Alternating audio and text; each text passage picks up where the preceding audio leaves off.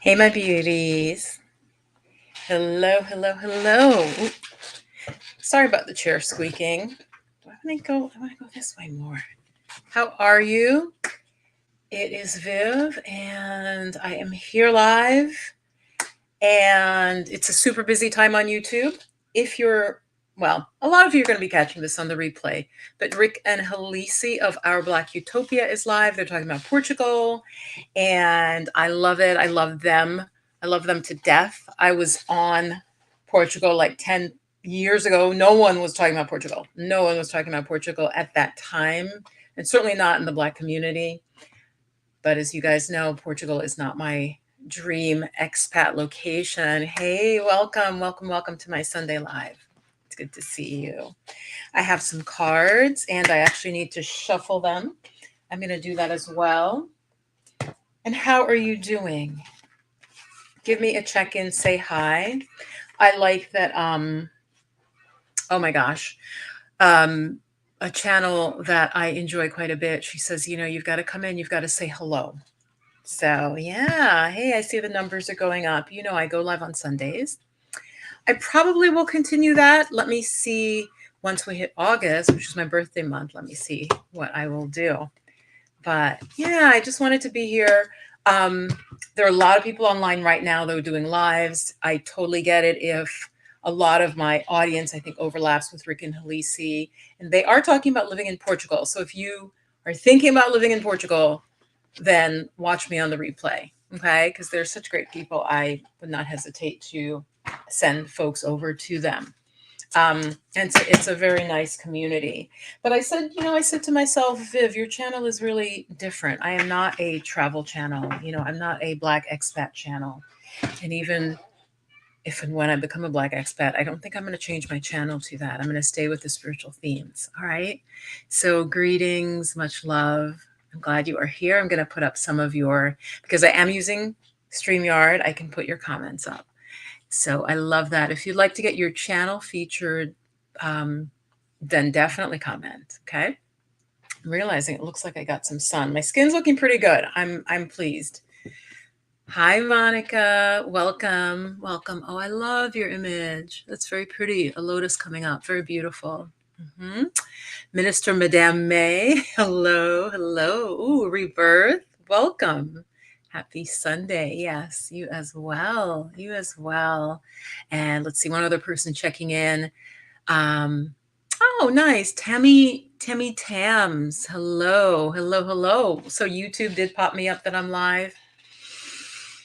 They don't always, not just me. And Monica, I'm so happy you are doing well. That is great. So today I just wanted to just share with you, and I really want to make it, listen, I'm not here with a guest. I don't have a guest coming in, but I want to know a lot of things. What type of guest would you like to see?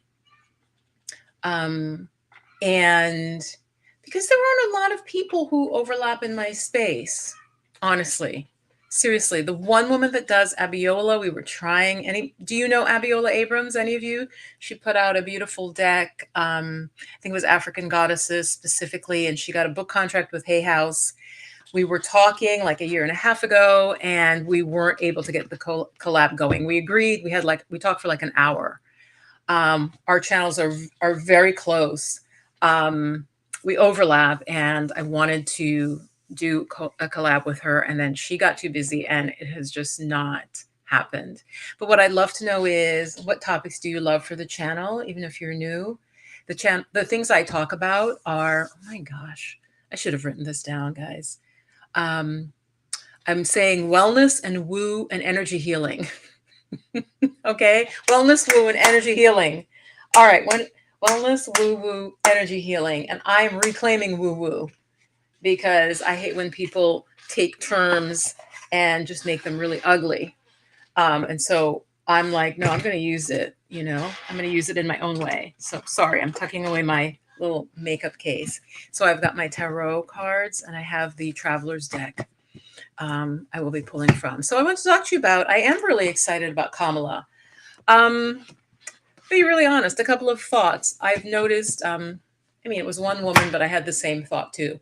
They were interviewing a Black woman. They were asking her what you thought of Kamala. And she leads in with this, oh, it's not because I'm African American. And I'm like, look, nobody says to, about Reagan. They don't go up to a white man and say, did you like Reagan? Like, you see what I'm saying? So I've always been pro Kamala. Hi, beautiful love. I really have. First of all, I think she's half Jamaican, which my friend had to remind me. I'm like, wait, I knew that. And I'm Jamaican, my background. Now, I'm not nationalist in that way. I'm really not. I know that puts off some people. I am not nationalist in that way. And I'm also, yeah, I am very open. Like, my channel is for women.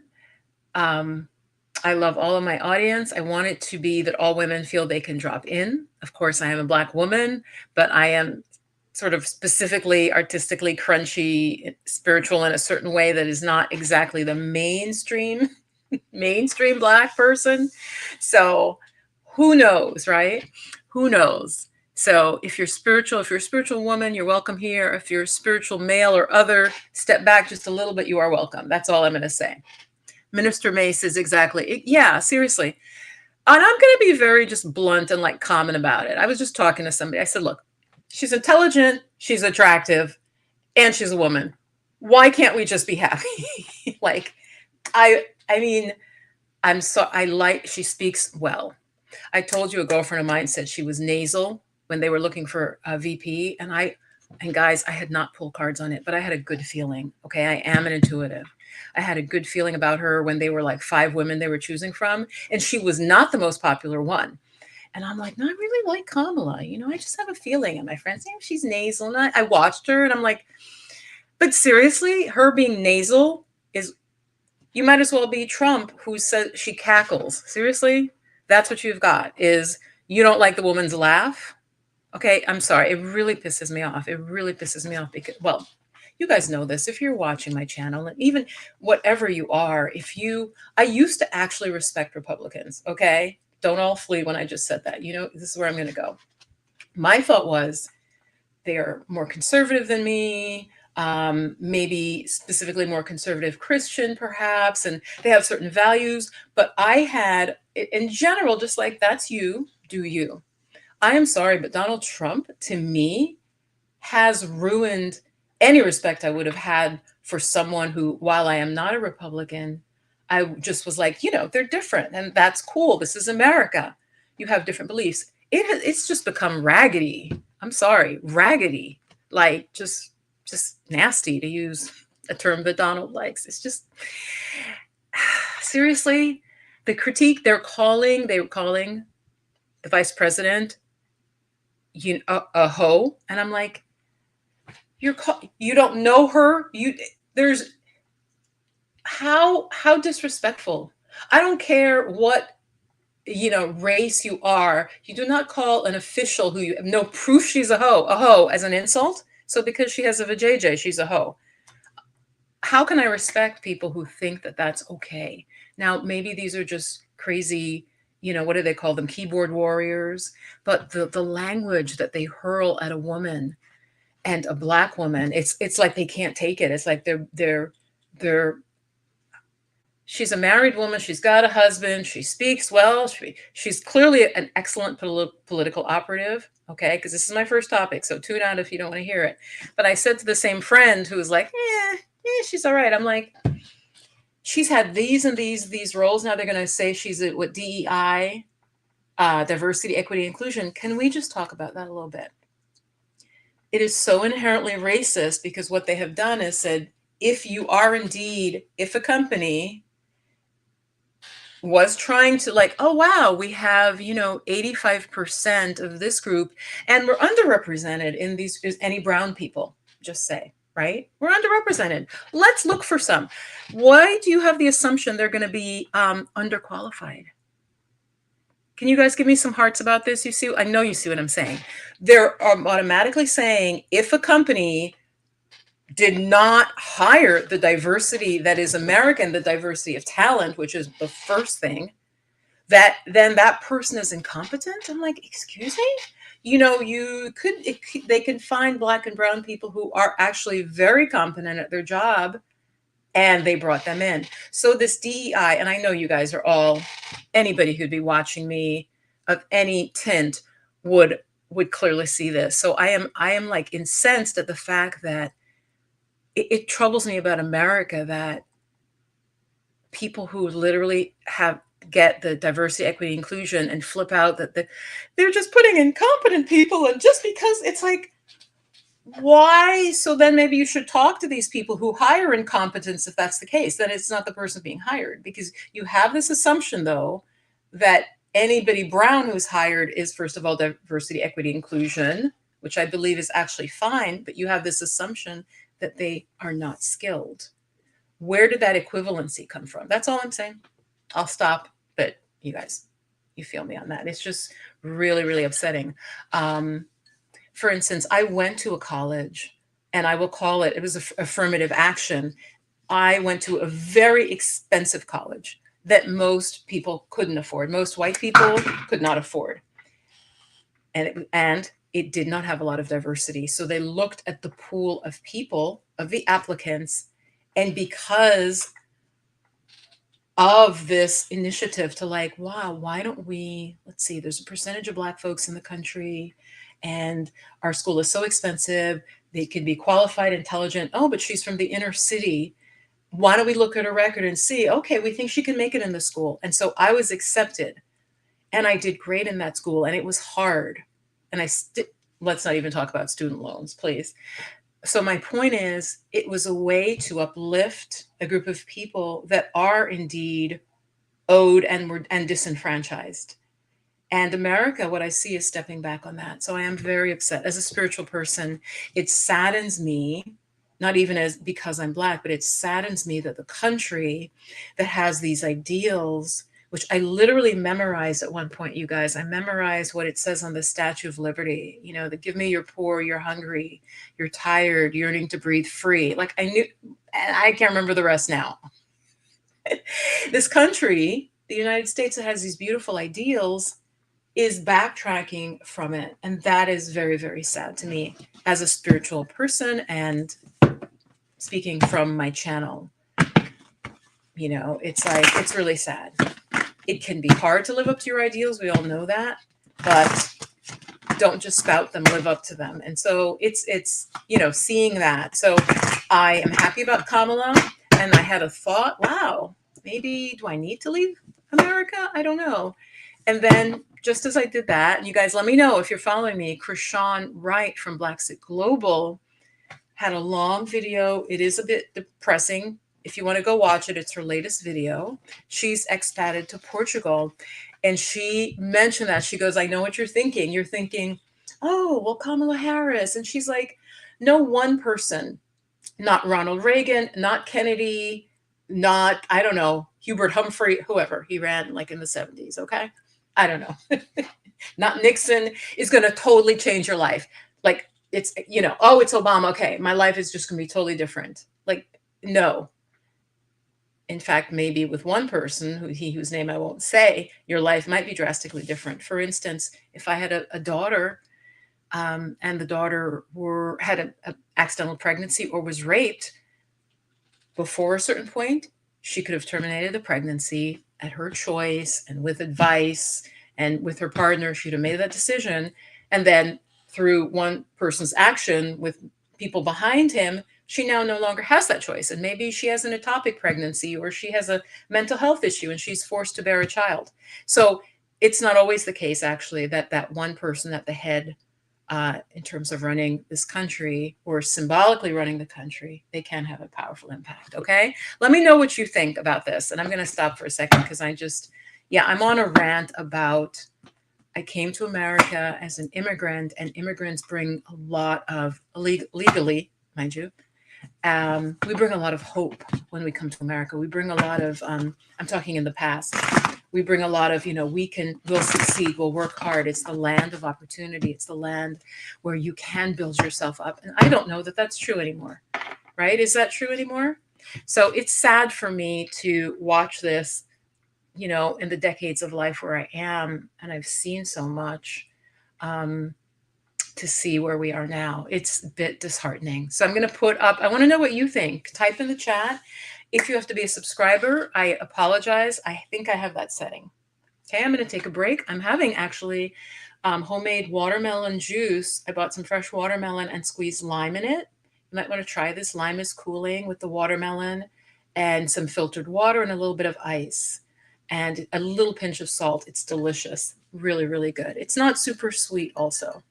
But this is very nice and cooling and will give you your electrolytes, ladies. So there's your little wellness, okay?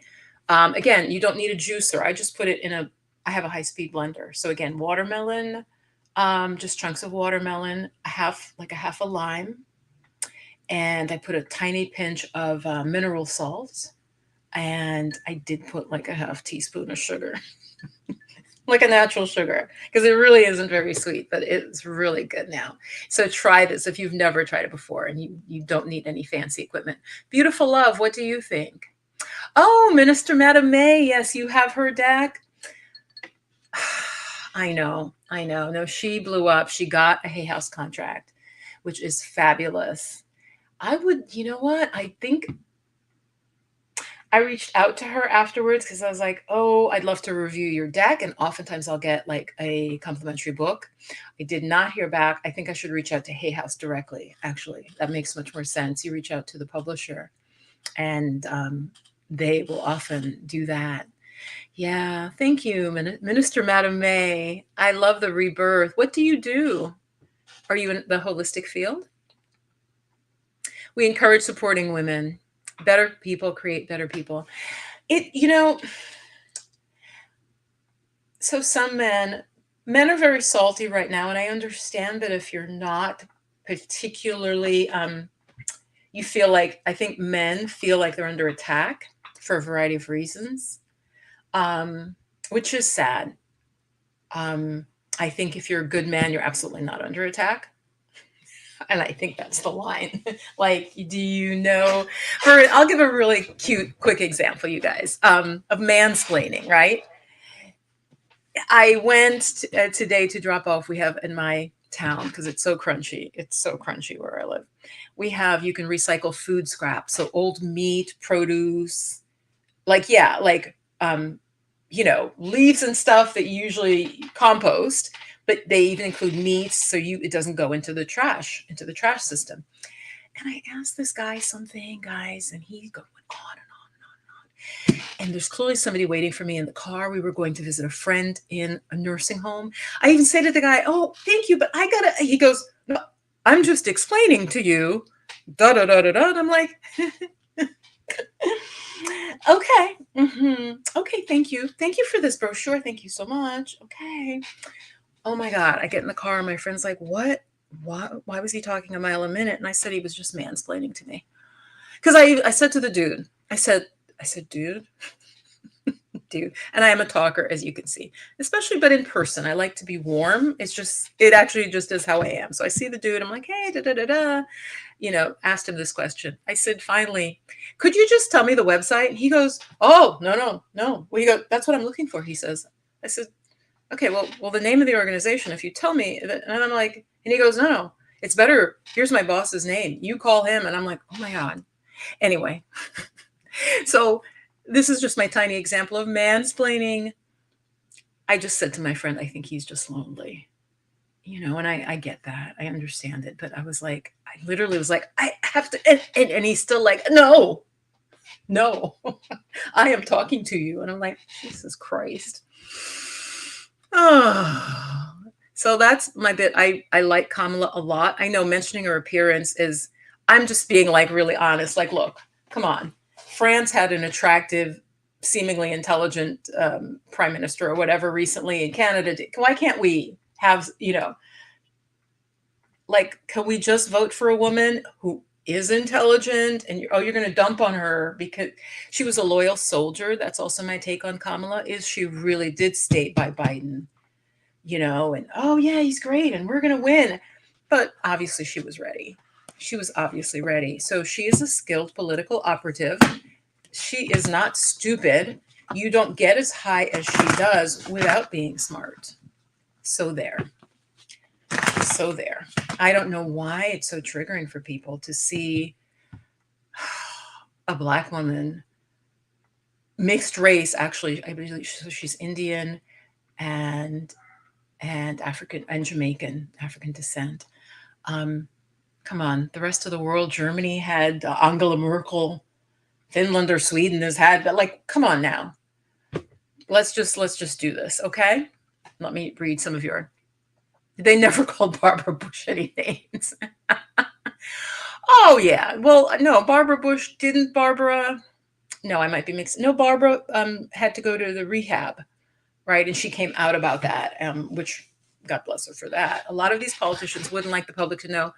Oh my gosh, of course. Yes, please. Let's not even talk about who's yeah, anyway, I don't want to go down that road because I could just have a gossip channel. Minister Madam May, but thank you. Exactly. Like, and then they're going to come out, oh, she's racist. She doesn't like white people. I'm sure they'll come up with that. That'll be next. So first, she's a DEI hire, which they're assuming means she's not intelligent and she can't do her job, which, as I just said, there is no correlation. Her husband's white. She's a stepkids to these white kids.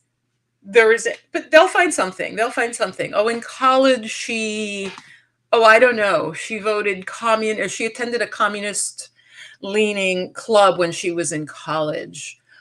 She signed a petition when she was 22 for something that marks her as unfit. I mean, it's just stupid. It's just stupid. All right. What was the next thing I said I would mention? So I have a good feeling about her, but yes, the country, as it is, the institutions are set. I think just like with Obama, for me, it was very clear that you can have a president do a great job. That doesn't mean he can dismantle everything, right? I mean, I think for some Black folks, they were like, he didn't do that much, blah, blah, blah, blah, blah. And I'm like, he was voted in by a huge swath of America, or he would not have been able to get in. And he can't be seen, unlike he whose name I'm not going to say, to just represent a narrow group.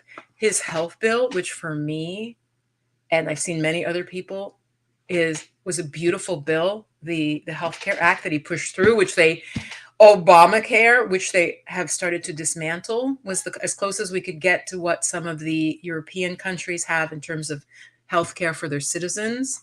It wasn't the very, very best. And even where it was what we got, they're dismantling, or there were states that refused to help their citizens with it. So I think he did an excellent job, and he did the best that he could. And in fact, in his second term, I believe it was, he didn't have the Democratic support at the lower levels. Okay. So we need to also, what I'm saying with that is absolutely, president, you want an intelligent president, a president who is fair-minded. I would like them to lean, obviously, more liberal, but I don't want, a demagogue. I don't want someone who talks about, and I don't understand. If anybody Hispanic is watching, please tell me. I do understand that many Hispanics have a more conservative bent. And as I said, I respect people, but you need to be able to verbalize it and make sense. You can't just say they interviewed a Hispanic man and he said, oh, it's that liberal agenda. Again, that's a catchphrase. What specifically is it that bother you? Is it the trans rights, which I think has really pushed a lot of people? I'm not even going to go into it, but I think and the ability for young people to transition without certain limits on it until they're more mature, I do think that's pushed a lot of people more center and more to the right, more to the conservative. I do. But you need to be able to say why. Like, we can't just say a liberal agenda. Because then what is it, Project 2025, right? Which is apparently horrifying, the bits I've heard. It is Handmaid's Tale. The woman who wrote Handmaid's Tale was shockingly ahead of her time. I mean, I live in New York State, but there are women now who, as I said, I mean, a child who's been sexually assaulted, she's 12, she's going to give birth. Horrifying. We're supposed to be this advanced nation. Hi, Ishul Sharon. I want to know what you think. What do you think about what I'm sharing? Yeah, Absolutely, absolutely. And how many presidents have we had that were white male, and it wasn't ever an issue? Oh, are you voting for him because he's white? To be, it's like, oh no, that's just the president is always a white male. It was not, so now it's like, oh, she's black, she's incompetent, of course. Well, they don't say they don't say the black part. She's incompetent, of course. Really? Why? And then even this thing with it, is it VD? Not VD, VJ Vance? That guy?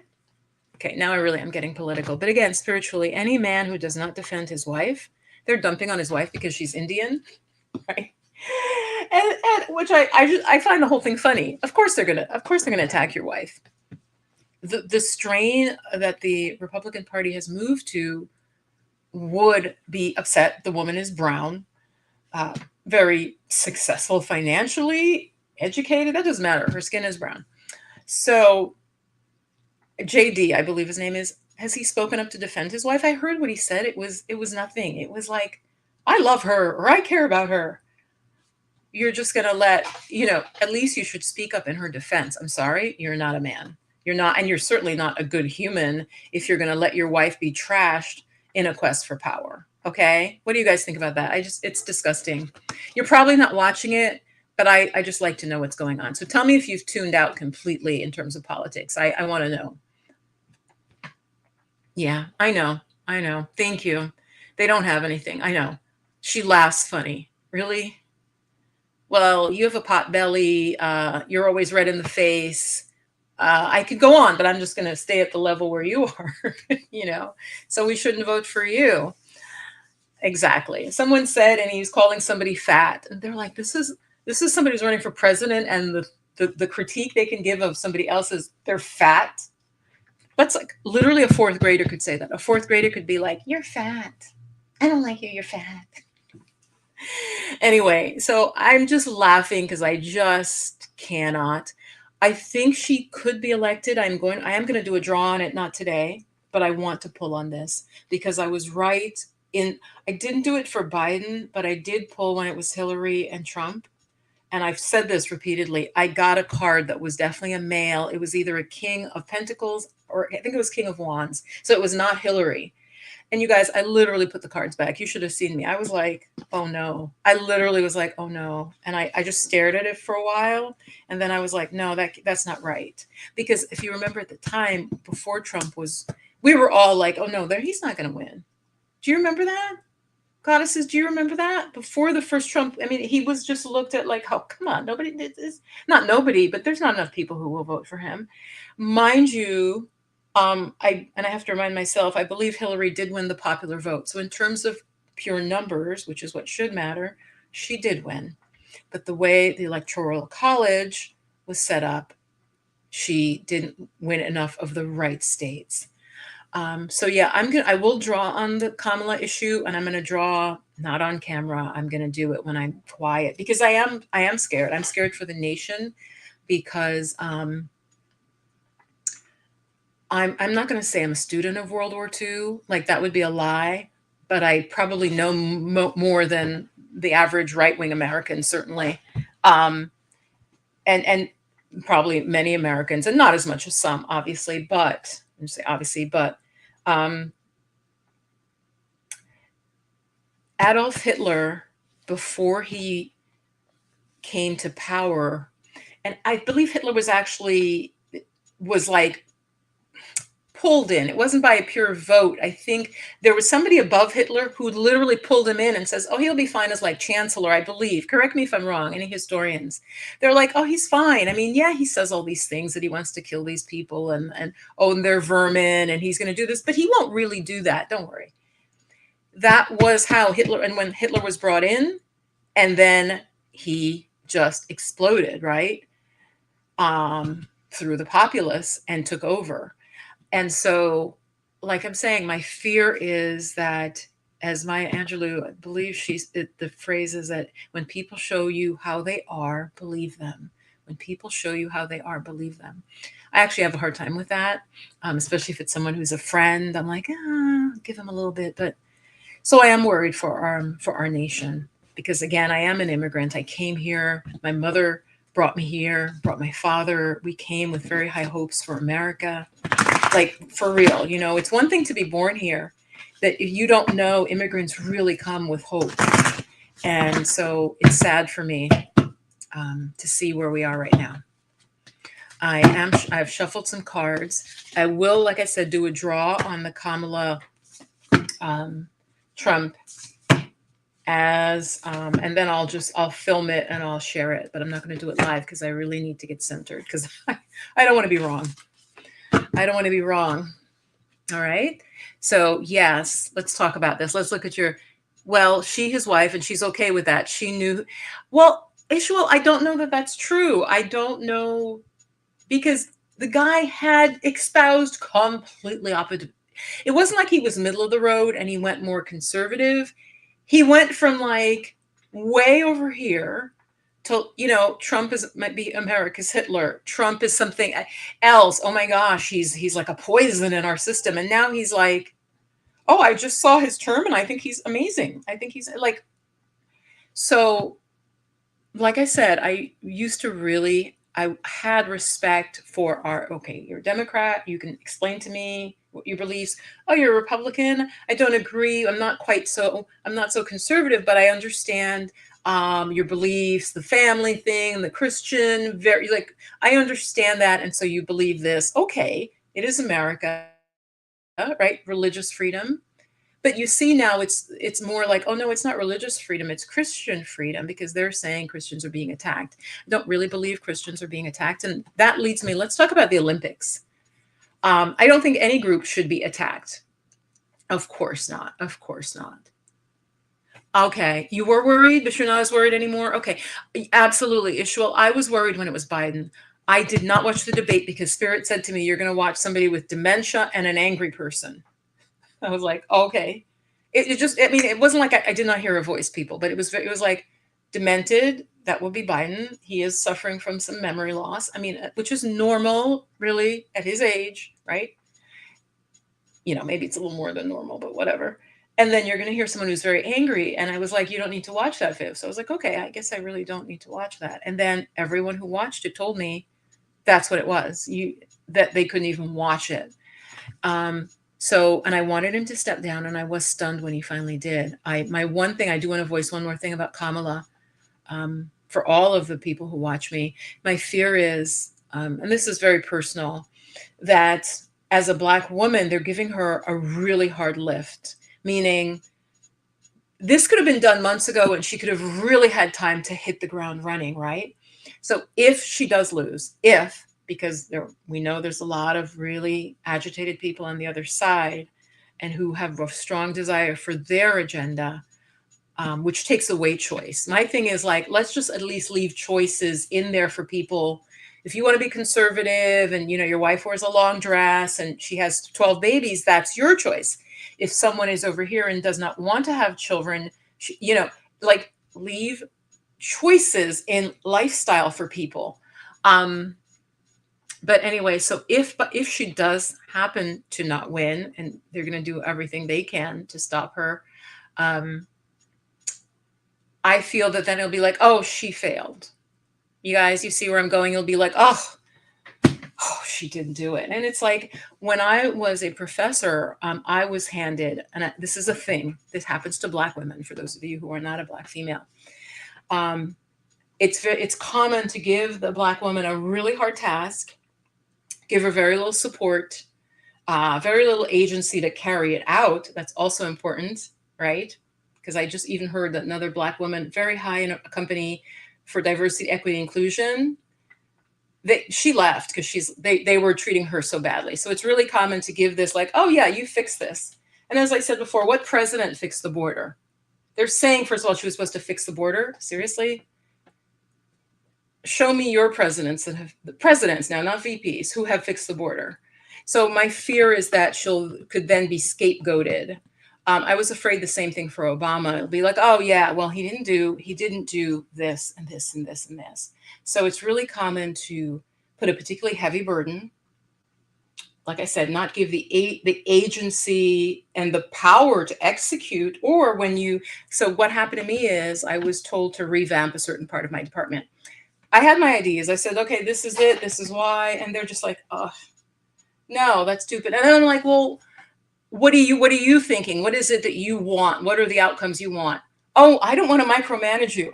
Get this. I don't want to micromanage you. This is your project. I'm like, well, I just told you and presented to you and you're like, no. So why don't you tell me what it is you're thinking? You see what I'm saying? So any of you who've worked in corporate or academia, which is where I'm coming from, I'm just worried for her in that case. But if she wins, and there is tremendous, like I was excited, guys, and I don't want to work in political offices, and I'm like, I should volunteer. I think I briefly thought about with Hillary, but I felt that excitement. It was very palpable to me. The minute it switched, and I got over the shock of, oh my God, he did step down at the last minute. I felt like this, like, so spiritually, I'm talking about, I could feel that surge. And of course, her fundraising has been off the charts because now it's exciting again, especially for Democrats. We were not excited about Biden, let's be honest.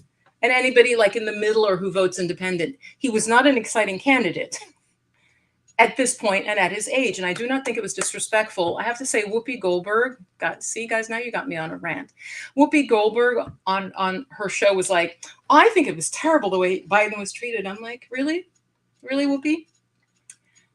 And I'm not saying that because it's like, oh, you should support Kamala. That's not what I'm saying. It. She felt that it was ageism. I'm like, Whoopi, if a fireman or a fire person, there's a certain weight limit they need to lift, right? Whoopi, you guys feel me?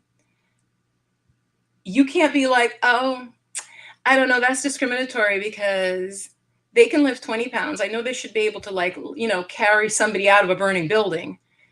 If you're president of the United States, you need a certain amount of fitness. Not even necessarily physical, right? But so Whoopi's like, yeah, I think it was just rude. It's like, no.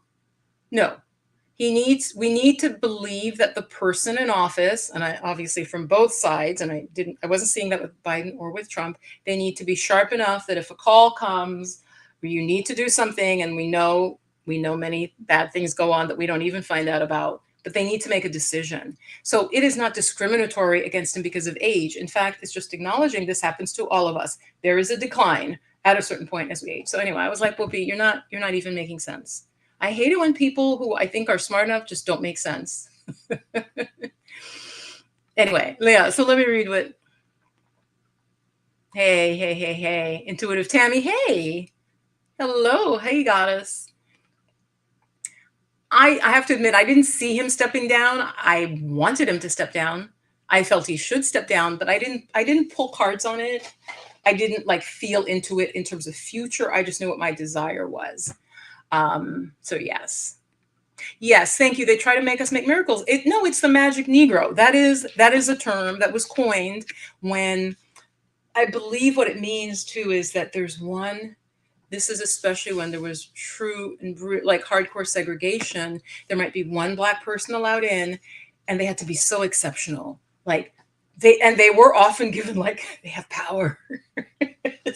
Seriously, I'm laughing because it's so silly. And this is something, look it up if you're not Black and you've never heard of this.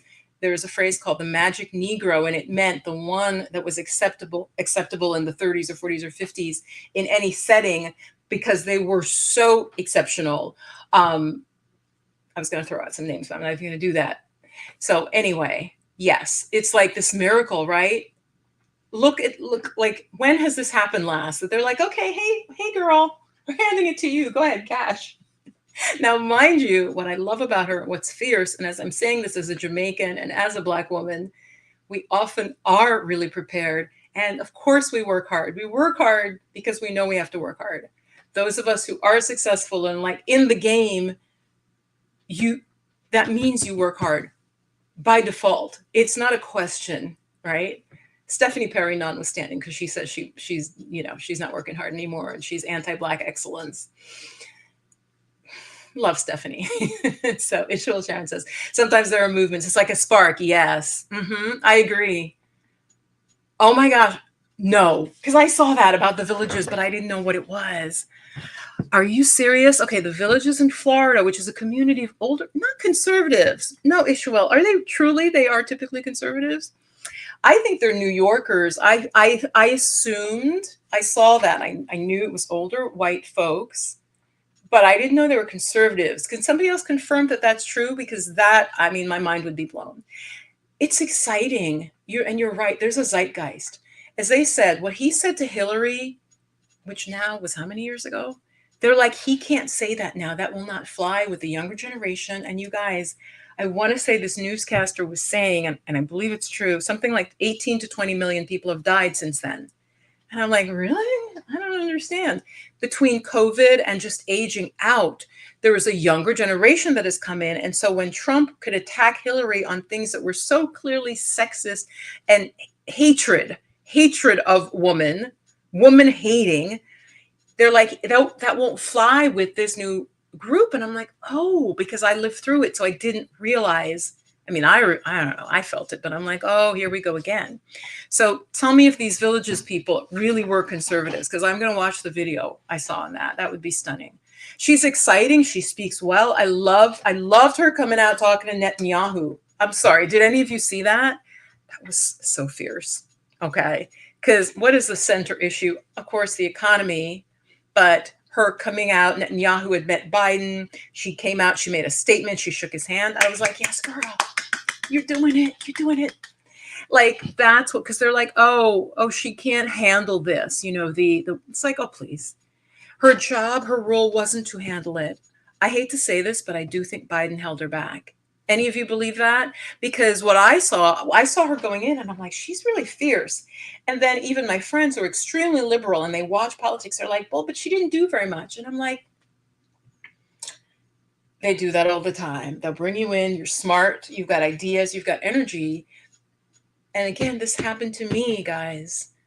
I'm thinking of two main times. I was brought in, my boss was a white male. My ideas were like, no, we're not going to do it like that. No, that's not how we do it. Thank you, though, for your suggestions. No. So it'd be said, well, yeah, Viv didn't do much. No, Viv wasn't allowed to do much. Viv wasn't supported when she brought her ideas. And that's why I said to my friends, I'm like, I bet you Biden didn't want her. Obviously, he wanted to run again. So he doesn't want her to be impinging on his presidentialness. Oh, my gosh, people. So, yeah. Well, see, now I feel like Black Girl Magic is trying to take that back. Black Girl Magic is like, yeah, we can get shit done. So I feel like that's empowering, but it's like taking our agency back, taking our power back. Yeah. Rather than being like, I know I have to be spectacular to get an ounce of respect. But seriously, guys, I wouldn't lie to you. This happened to me. One job was a lowly job after I left academia. It was like kind of co-managing a co-working space. Everything I presented to the dude, because he was struggling, no, that's not how we do it. Get this. I'd come in for the day's work, and you guys, he'd write on a blackboard with me. And I'm like, former professor here. He'd write on the blackboard, and I'm like, okay, all right. So every day that I'd come in, he'd tell me what he wanted me to do that day. And I kind of said to him, could you give me more of a big picture? Because like what our goals are. And then but you guys see what I'm saying, right? It would be like, and it would be some lowly thing. I'd like you to do blah, blah, blah, organize these. And I'm like, okay, all right. Well, okay, but I have, no. And that's also what happened to me in academia. It was like, no, we're not doing that. We don't agree with that. Yeah. I love her fierceness. Yeah. They are conservatives. All right. I'm going to look it up. I'm going to watch the video. Thank you for that. Because I saw them with their little golf carts, Ishuel. I saw it. I'm like, what are these old people in Florida doing? What's happening with Kamala down there? But I love it. I do think, though, I'm going to watch because I'm a New Yorker. And I think I know a lot of middle and upper middle class New Yorkers who are usually a bit more liberal moved to Florida. So I could see them supporting her. But if you're telling me these are conservatives, my mind is going to be blown. My mind is going to be blown. Really. I'm very excited about that. Girl, listen, another thing. And I know this might be too much for some of you because I'm usually not into politics, but go watch. There's a video of Trump's rally a month ago before he was shot, guys. The guy literally stood there with his camera like for 30 something minutes. Hordes of people were leaving and Trump was still speaking. And I don't mean just people, honey, I want to go. I'm tired. I'm cold. People were like leaving. The man is going on. And it was the first time I heard a complete Trump speech. You guys, seriously, I've seen only clips of Trump speaking. The man made no sense. Now I know everybody dumped on Biden, and I feel like it's risky to say, but it's my truth. Yes, Biden definitely was slow, but I could follow him and his train of thought made sense, but you could see he had slowed down, right, as a result of his aging. No doubt. When I saw this clip of Trump speaking, he made no sense. He's like, yeah, but you're gonna see Putin, but Putin, yeah. So then that train, they tried the train, and I'm like, it didn't. He jumped from topic to topic to topic, but it never completed a thought. And I'm like, wait, they're all dumping on Biden, but if you listen to Biden, it's just super slow. But okay, I could still follow the chunks of the thoughts.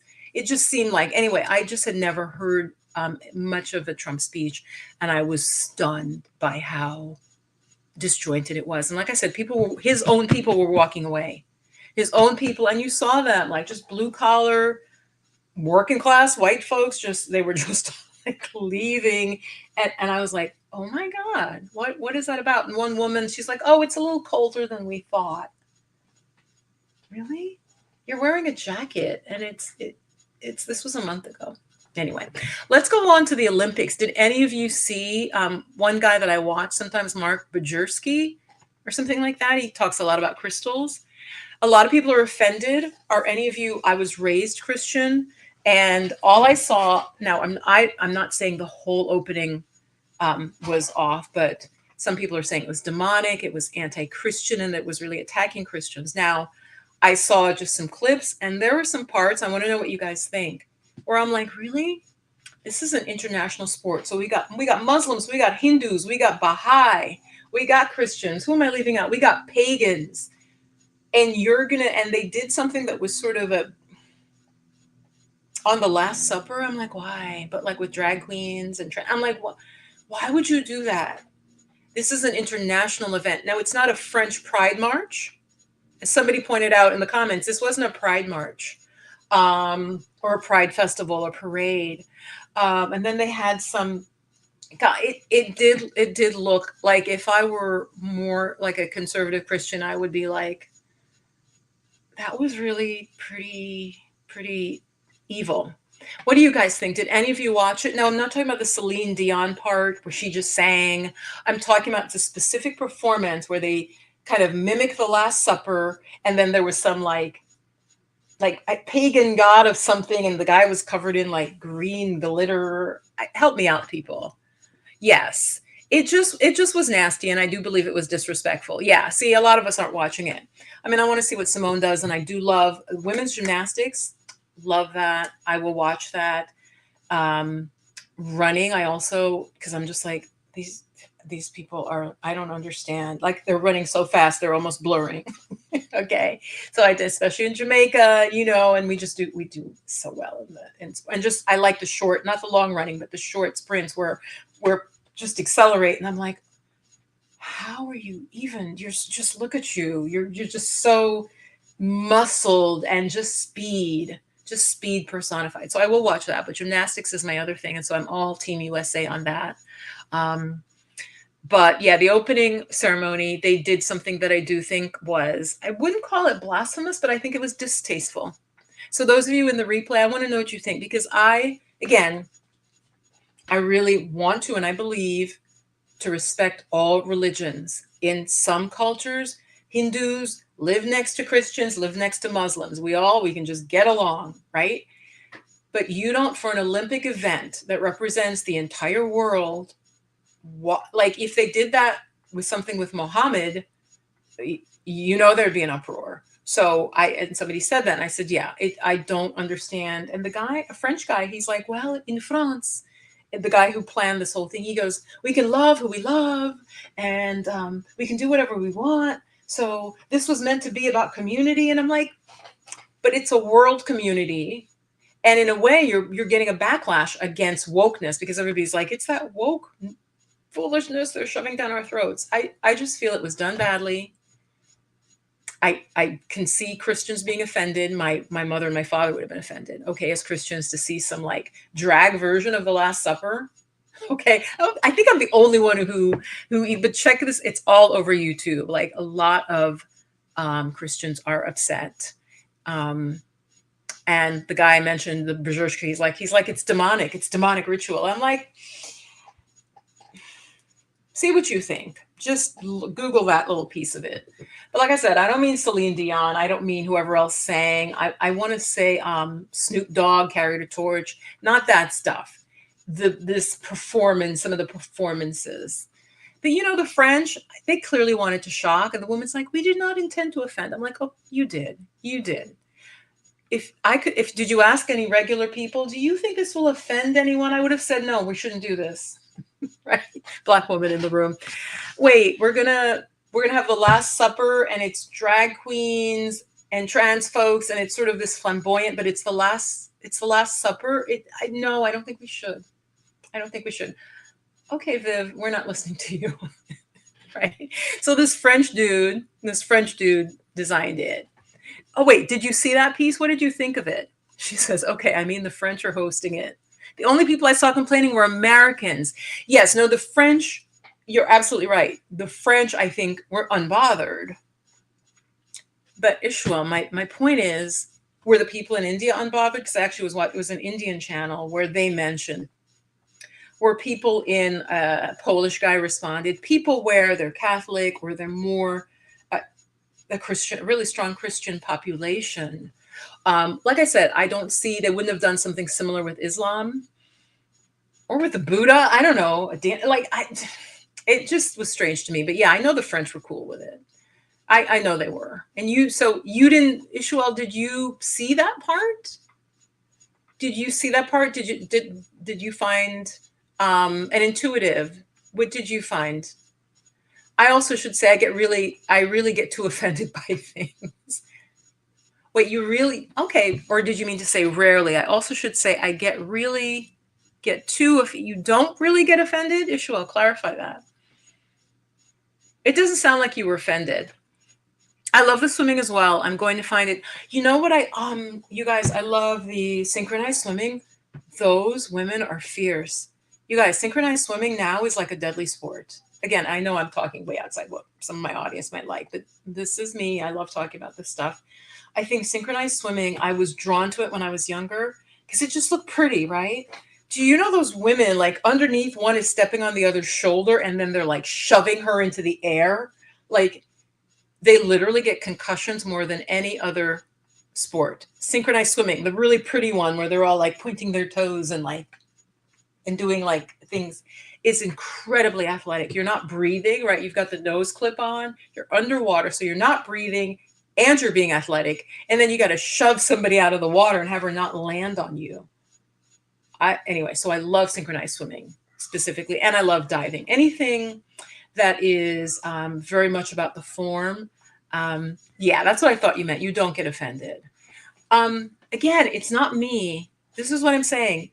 I'm the type of person, a lot of my chart says I could have been a judge. I am not personally offended, but I can see that it veers into bad taste, especially for those who are Christian. Specifically, that group would find it in bad taste. Therefore, if I were on that planning committee, I'd say, I don't think we should do this. I think we can do something beautiful that celebrates the athletes, their commitment, their drive, their focus, their sacrifice, without bringing in the Last Supper. Okay? I don't see how that fits. Oh, yes. Oh, no, Ishuel, that was another one. Yes, that a spiritual guy was calling demonic. I saw the picture of it. It was disturbing, but yeah. And no, I love drag queens. I love drag queens, but again, the Last Supper, no. The same way I wouldn't. Yeah, I get it. I'm an artist. I do get it. I taught art. I worked at the Museum of Modern Art. And that's the guy's thing, is like, it's artistic. But I think we're in a time right now where a little more respect for each other's views rather than trying to push the buttons, because the button, everybody's already hot. I try to cool it down. Yeah. Hey, Gigi, you're coming in late. But yeah, I personally wouldn't have been offended. Um, Again, for my audience, I can say this. Some people, this guy is spiritual, not religious, and he felt it was verged into demonic ritual. There are people who believe that. I see it more as it was really offensive to a large group of people who feel under siege now, which is probably American Christians specifically. That's really good. You get the history around it. Yeah. Well, the Marie Antoinette. Yeah. I should watch it because I don't quite get the Last Supper, how that connects into the Olympics or what they were saying. The Marie Antoinette, I get it. Yes. And the French, I mean, they're French, right? It is about being a little shocking and a little, that is like a cultural thing, so. Oh, thank you. Yeah, Gigi. Let me stop here and mention, yeah, I do have new affirmations for if you have a toxic job. If you want to just kind of get yourself in a better work environment. But yeah, thank you so much for sharing your opinions. It's good for me to know. So that's good. I have a really nice, open-minded, liberal audience. That's really good. I don't know that all of my audience is like that. I do think I have some folks who are certainly Christian-based and they verge into the spiritual. And so I don't know, maybe in their 60s, I don't know if they would have also found it inoffensive. But yeah. Yeah. So do watch my affirmations. The latest video, I put a lot into it. It's just positive, uplifting affirmations about work, about being respected at work and having a good relationship. It's really good. Listen to it tomorrow. Listen for 30 days, Oh yeah, no, you're absolutely right. At the same time, you're absolutely right. I think we do. Currently now, everybody gets offended about everything. There's no humor anymore. Humor is being lost. Humor is being lost. So there's that. And so I'll mention again, Blacks at Global. She did talk about, Sonia Massey. I hesitate to bring that up because I watched the video. I shouldn't have watched the whole video. If you're seeing this and you have not watched the video, don't watch the entire video. Watch a video that's been edited. She was murdered. This is, he's a cop and he was charged already with murder. The horror of it is that he could have easily gotten away with this because he claimed it was self-inflicted. And now obviously, the doctors are not stupid, right? And hopefully they would have given her an autopsy. But after he shoots her to death in her kitchen, she was at least 6 feet away from him. I'm talking about Sonia Massey now. He turns to his buddy, who is the one who has the camera recording on, and says, "You okay?" Now, clearly, the woman didn't fire shots. So the "you're okay" means, are you okay? Are you not going to rat me out about what I just did?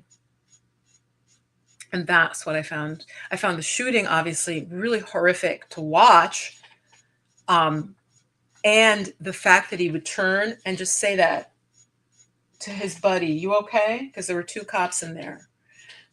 And the guy's like, "Yeah, I'm okay." Meaning, yeah, I'm not going to say anything. Well, let's just see how this shakes out. So how are you guys feeling about that? I mean, yet another Black woman. She, to me, again, I'm no disrespect to her. She might have had some mental health challenges. I am a New Yorker. So I'm pretty quick on the, and a girlfriend of mine was saying, she said, "I rebuke you in the name of Jesus." Now, that's not why I'm saying she has mental health issues, but I'm just saying that triggered him. And again, folks on the internet, Ishmael, maybe you don't read this. I can't help it. I got sucked in. They're like, "Yeah, she saw demons in him. There were demons in him." There was definitely something wrong with this young man. He had 6 police jobs in 4 years. This cop, 5 or 6 jobs in the same amount of years or less. Okay, that's not normal. And he was passed from department to department. And that is really sad because if someone had stood up, right, this would not have happened to her. So she's holding a pot of hot water. He told her to go over to the stove where she had the water boiling. She goes over there. She's holding the pot. She's 6 feet away from him. She is not armed, and she's not moving that quick. And she's not, you saw her go there. She's not moving quickly. She's not, it's not like she could be like way away from this man. Even if she threw the hot water, it would have been like, and he says, I'm going to shoot you in the face. And then he does it. And she's like, he shoots her after she says, oh, I'm sorry. And again, those of you who don't know, she didn't throw the water. But he's clearly getting enraged and couldn't de-escalate. And that's what I started to say. Like say something like, oh, yeah. No, let's just take a breath together now. It's okay. It's going to be okay. Like de-escalate the situation. Anyway, the woman is 6 feet away from you with a pot of hot water. Just holding it. I don't know if she said, I'm going to throw this at you. You couldn't hear that. But I'm sorry, if you become a policeman and you can't deal with a situation like this, then you aren't fit for it because you're not strong enough for it. You're just not strong enough for it. So how are you guys? I just feel like, I hope it is getting attention. Are you paying attention? Are you, my audience, paying attention? Because I found it really disturbing. She called the police. I also get a sense that they'd had interactions with her before. The guy just got enraged. I mean, she did nothing. She wasn't spitting at him. She wasn't cursing, that you could hear anyway. And you could hear pretty clearly. And again, your job, what is your job? He tells her what he's going to do, and then he does it. And then also his assistant, the second cop is like, oh, let me get my kit. Now he shot her in the face. He's like, yeah, it was a shot to the face. It's nothing. It's not going to be able. And then I think the guy again is like, well, let me go get my, so really sick. So I can understand why some in the Black community are saying the guy just had demons in him. Okay. Because many of the hardcore Christian Black folks are like, yeah, the guy is just, something was up with him. So I want to know, what do you guys think about that issue? Has that upset you? Because it has upset me, and it's further. So what I'm finding also, there's a juxtaposition of, oh, Kamala Harris, like, yeah, we're ready for her, at the same time that just innocent Black folks and other folks that we don't hear about, and Black folks we don't hear about, poor white folks we don't hear about, because I think that's mostly who it happens to, right? Poor, and working class folks, they often can get away with it, with the shootings. As I said, he told 2 lies about it that I know of. One is that it was self-inflicted, that she shot herself. And then he tried to say somebody else shot her, the prowler. So it's just an ugly look for America. It's an ugly look for America. The world is reporting about it. The world is reporting about it. All right. And, again, coming here as an immigrant, it's just, it's sad, because it's like the shine is coming off of the country. What do you guys think, though? I'm going to pause. And oops. Oh, Lord. Yeah, I want to stay on page. Hold on. I wanted to refresh the chat. Share in the chat. How are you feeling about it? Is it affecting you, or are you just numb now? Again, watermelon juice with lime. Really, really good, really cooling. Ishuel, what do you think, Gigi? Has it affected you, Gigi, and just the kids? Or are you kind of like, oh, it's another shooting, That's because I hate to be like this, but even mass shootings now, when people talk to me about it, they'll be like, oh, yeah, that shooting in. And I'm like, which one? Now, what other country in the world are you like, yeah, the mass shooting where 15 people were killed? And you're like, no, what are you talking about? Where? In Tennessee? Wait, where? In Nevada? Wait, New Hampshire? What? I don't understand. I don't know which one you're talking about. Which one? You need to give me details, because there's a couple. Like, you mean like last year, or you mean the one last month? This is not, I don't think, necessarily something Kamala is going to be able to fix. This is not fixable. When people feel they need to be armed, and a right that they're granted, whatever Bill of Rights, you're an individual. You are not a police or military. You're an individual. Why do you feel you should have a semi-automatic weapon? I understand if you want to hunt, you don't need a semi-automatic for that. I'm just, how is everybody safer if everyone is armed? You know, I just don't get it. Yeah. Oh, I do. I do. Don't, but seriously though, don't watch the video because everything seems normal. They're in her apartment. She's in like her little like robe or nightgown, it looks like, and they're just talking normally, and he's a little bit cocky, but you know, you're just like nothing. And then he suddenly shoots her. He's like, go over to the kitchen. We don't want to fire while we're in here. She goes over to the kitchen because she had water on. She has the pot now in her hand, but then he suddenly, from a rather frail looking woman who's slow moving, who's over 6 feet away, like I said, at least it looks like in that video, and behind the counter, he decides in self defense he needs to shoot her in the face. So we have somebody who was damaged. My thing always with the police is you cannot stand up for this. You need to, when there's a poison apple in the barrel, do you not see that it's actually overall for your highest good if you get that rotten apple out? I know many people disagree and just think, oh, they're all rotten. I don't think that's true.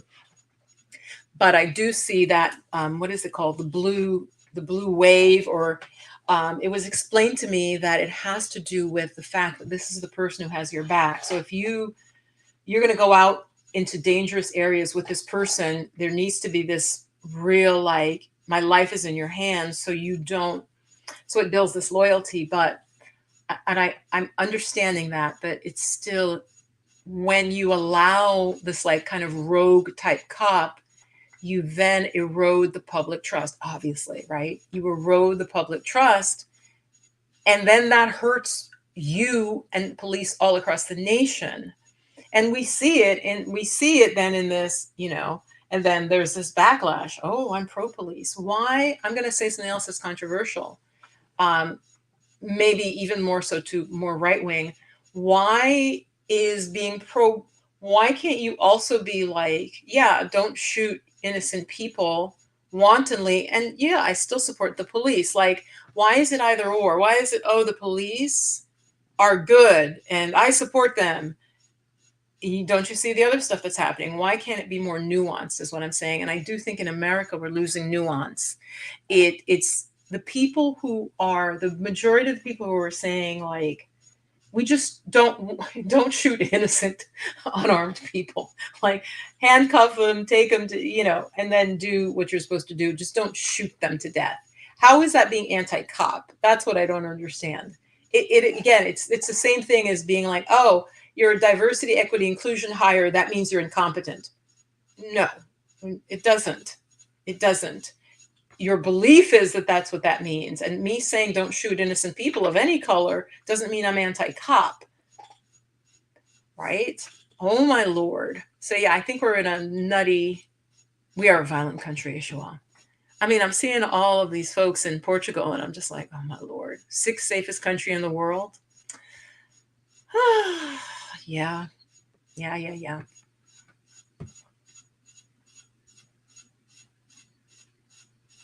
Oh, I didn't know you had experienced it.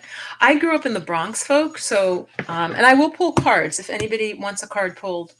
But I'm going to give it a theme, the card pull. I grew up in the South Bronx, and so I'd hear gunfire, and there were gangs like back in my day. And like I could have probably, if I were cuter, though later I got cute, but I was not cute around 13, 14. I got cuter once I hit like my 20s, but I went through an awkward phase. There were definitely like cute guys from the gangs hanging out outside like junior high school, as I remember. But so I've, heard gunshots, stuff around me, but never imminently, even though I was a little bit outside the South Bronx. I shouldn't exaggerate. I wasn't in the heart of the South Bronx. I was more north than that. I wasn't like in the heart of the South Bronx. No, we're not safer. We're a very violent country. Absolutely. They said, yeah, the rest of the world, I think the first question was, wait, why does a young man, talking about the Trump shooting, assassination attempt, why did a young man have a semi-automatic weapon? That was the first question. But in our country, it's just, oh, no, no. It was Biden who tried to assassinate him. Yeah, but why would a kid, why is it actually normal that someone that age could have a weapon like that? But yeah, there are some failures there, many failures there. And is it the local police? Nobody's talking. The FBI director, she quit, which I think is normal. I think whenever there's an assassination attempt, I do not remember with Reagan, I think the director then quits. I think that is normal.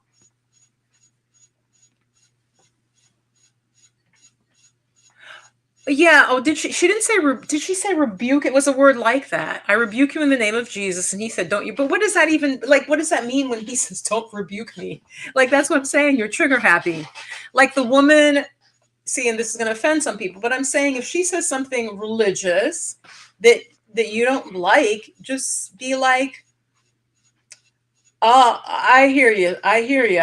Okay, look, yeah, put the pot down. Let's come back over here. Let's just figure this out, and then we're going to go because we didn't see an intruder." Again, just it could have de-escalated. Doesn't even matter what she said, but yeah, he shot her after she said, "I rebuke you in the name of Jesus." It wasn't rebuke. She said, it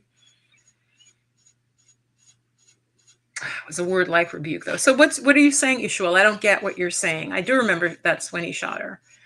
Are you saying he just was angry because of the word rebuke? Like what? Because his reaction is, I just like I said, I don't want to offend people, but to me, it didn't connect with anything they were saying before. So I see it as more of a mental health. Like, what had he done? Because I watched the whole video. I don't think it was edited. She walked to the kitchen. He hadn't pulled the gun yet. So she said something that was really random. Okay. And many believers are like, well, she saw demons in him. And then I'm like, okay. But if he were normal, he could have just been like, place the pot down. What, I don't get how her saying that in any way had sparks him. So just explain what you mean. I don't quite get your angle on that. Oh, thank you. Yeah, intuitive Tammy, that's what I'm saying. She was in a mental health crisis. And the dude tells me you're insane if you can't see that. Exactly, intuitive Tammy. Just be chill. Be like, she's a thin. Now I know if you sometimes you can have a break where you can get really strong, you can get angry, but she was not armed. She didn't have a knife, and she was 6 fucking feet away from you. Yeah, I rebuke you. Suddenly she's rebuking you. Yeah, okay, you don't. So yes, it shows his mental health actually, clearly. That's why I'm not going the demons route. I'm just not. I'm going if he was that fragile, that someone who, like I said, my sense was he definitely had some mental health issues. That's going to freak him out, dude. Don't go into the force, man. Leave it for men and women who are strong. Exactly. Yeah, she wasn't attacking him. So yeah, Ishwal, that's why I just want to. Yeah. And exactly. Ishwal. Okay, yeah, you were saying, yeah, she did say, "I rebuke you." But I'm like, that's like saying you're a fat horse. Or I don't know. There's a gorilla on top of your head. Okay. Okay, sister, come on now. Just put the pot down. Okay, let's just breathe together, okay? I know that sounds crazy. A cop wouldn't say that. But they train them. They're supposed to be, other countries train their police force in de-escalation. That is as much your skill as pulling out your weapon. That's what I am saying. And that's what, yeah, it's just stunning. And I know you guys agree. I was trying to understand when you repeated her quote. Like when you said, yeah, she said, "I rebuke you." But listen, I grew up in New York. I'm sure people said stuff to me walking down the street. I can't remember. I don't think anybody ever rebuked me in the name of Jesus, but I'm trying to remember. I've had things said to me that just were like, yeah, okay. All right. I'm going to keep walking, No, we no longer walk away, right? We've become a stand your ground over, oh, there's a fly on your nose. Yeah, I'm going to shoot you. Everybody's heated, right? We say that in Jamaica, like everybody's hot. Everybody's heated up. Yeah. Hey, glass half full. Hey, glass half full. So I already talked about the Olympics a little bit. A lot of people hadn't seen it. There was just some issues about the opening ceremony parts of it that specifically referred to the Last Supper in a way that many Christians were offended, and that frankly, yeah, I thought was just insensitive. Okay, because I'm like that. I probably could have been. Well, I couldn't be a diplomat because I am too honest. But I could see that, yeah, it didn't really fit. You know. Yes, but our cops don't treat black folks kindly. Yeah, that's what we were saying to def. But I don't listen. What happened is, and tell me if I'm wrong. Wasn't this Reagan? Because I'm old enough, and Ishwal, you may be as well. Remember what it is we closed down. We closed down a lot of mental hospitals. We closed down facilities that supported our mentally ill. I remember that. A lot of these young people don't remember that. Then you have people, and now some of them would be older, mentally ill. You've got issues with age and with disease. Um, and they're just like, especially in New York. I remember, and I'm like, you're gonna close the insane asylums? What? I believe it was something under Reagan. I think it was some study that said they do better in a more open guy. I don't even remember. I would need a social worker on here to explain it. But what America failed, it's mentally ill. I believe it was about money. We closed down a lot of mental hospitals. And a lot of them were really tore up and were abusing people. Rather than fix the problem, we just let them out into like halfway houses, or there was supposed to be some solution. A lot of those people are still out on the streets. And now, so to the thing, and then the police are responding to mental health crises. And especially in the Black and brown communities, it's not going well.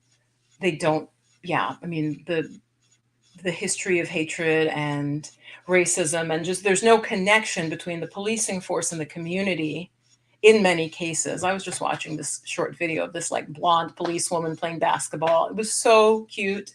Okay, but how many do that, right? How many do that? Yeah.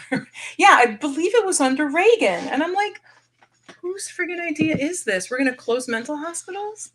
Why don't we reform mental hospitals? Why don't we take some from the military, perhaps, and just give, more staff per person, maybe, one staff per 10 or 15 people. You know what I'm saying? Like, come on, there are countries that we're as rich as that do better, right? So yeah, they end up in prisons. Yep. Now, you've seen prisons in like Sweden. You guys, prisons in Finland look like a college dorm. They showed the prison, and I'm like, that's a dorm room. They had a little kitchenette, a little sleeping area. I'm like, that's better than my dorm room. I just had a dorm room and a fridge. This is prison. The prison windows. They had activities, all kinds of cool activities. I'm like, how is this a prison?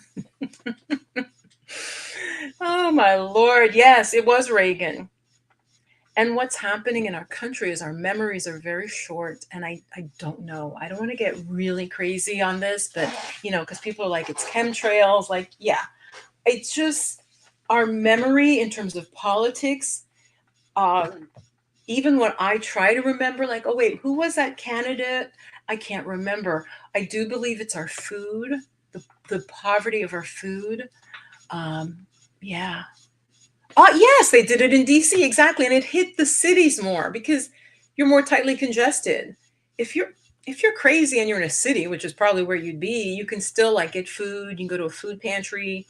You can sleep on a subway grate and get warmth, right? You're not going to be out in the middle of Iowa on a cornfield. I mean, that would be stupid, right? So you're in the city where there's more people, but then you can attack people with a knife or like or a razor or some ridiculous thing when you really should have been in a home.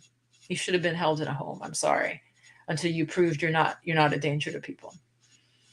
So yeah, I am a little disheartened, guys. And like I said, if you go watch Black Global, her last one, she says a lot. She talks about a lot of this. That even we're like, oh, Kamala, but she's like the almost like you'd want to say the texture of the country hasn't changed. Has the soul of the country changed? Right? She mentioned something. Some guy said, yeah, I'll give you reparations, but then you have to leave. And she's like, I'll take the reparations and leave. So I don't know. It's wearying. It's wearying. I used to work with the criminal. Oh, wow. How did you, Intuitive Tammy? I could not have done that. You worked with a criminally insane? Mm. I wouldn't have had the, yeah. And then they said people aren't joining the police force, but I'm like, that's because we've set up a dichotomy. See, I think I could be in, I can speak well, but I couldn't be in politics because it's a lot of bullshit.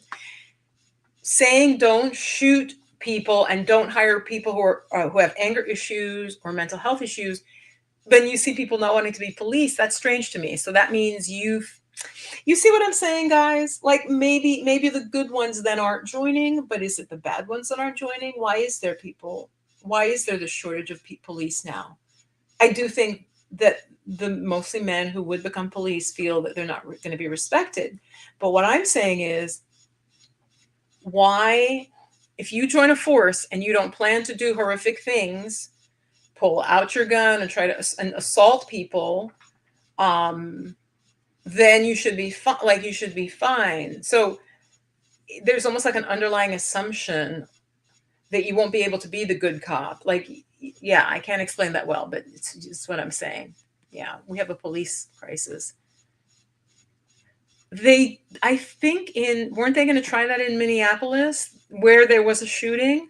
Ishmael, I think there were. Hello. So yeah, if we defund the police, which I don't know that I agree with, but take some of that funding, and there should be when you get a call, you get any inkling there might be a mental health issue, have someone come with the cop. Now, in a big city, I could see that could be difficult. I could see that'd be difficult to have enough people to go to all of them. But maybe even if 50% of the time, or the cop gets a sense of a mental health issue, they go back in their car and they say, okay, we need social work, or we need the such and such unit. Right? Right? 988. What is, I don't know. 988. I tell people to call 988. Is that a mental health? I didn't know that. Yeah, someone in a crisis, a mental health worker comes out. I think some places are trying it. I just don't.